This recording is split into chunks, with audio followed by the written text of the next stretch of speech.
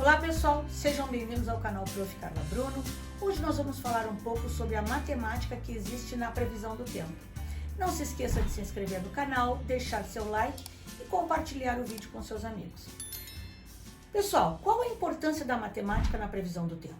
Pois então, a matemática ela entra nos movimentos da atmosfera, na análise de gráficos, na velocidade dos ventos, entre tantos outros. A meteorologia, ela pode evitar algumas tragédias, como as enchentes, os furacões e também os deslizamentos de terra. Os cálculos que envolvem a previsão do tempo, eles servem para entender os movimentos da atmosfera, ou seja, usando algumas equações matemáticas e físicas, os meteorologistas, eles interpretam essas informações que vêm dos satélites e dos radares. Para o quê? Para produzir as previsões do tempo. A meteorologia também analisa os gráficos e utiliza programas de computadores e mapas para essa análise. Ela estuda também dados que são relativos à chuva, à temperatura, ao vento e à umidade do ar.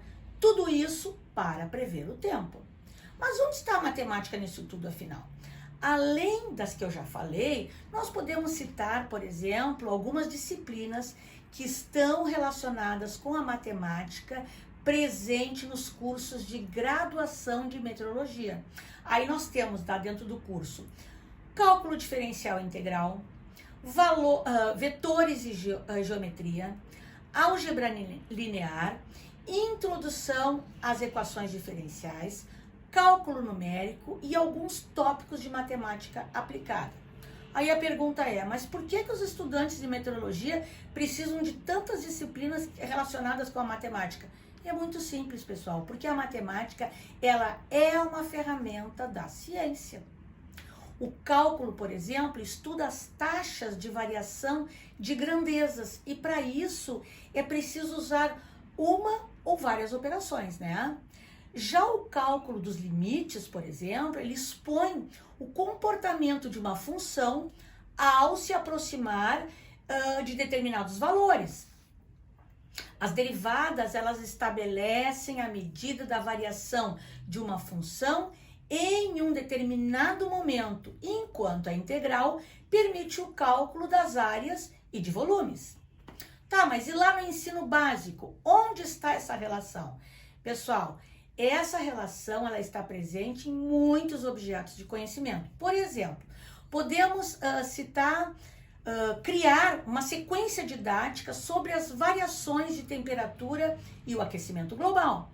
Nós podemos também trabalhar o volume com a construção de um pluviômetro, porque a quantidade de chuva está relacionada com o clima.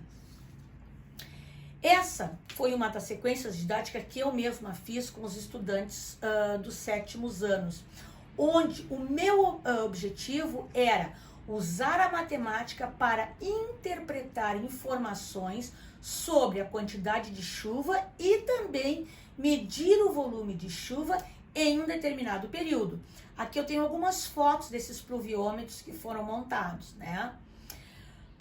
Definir o volume de chuva de uma determinada região ela é importante e o método para calcular esse volume ainda é desconhecido por grande parte desses estudantes.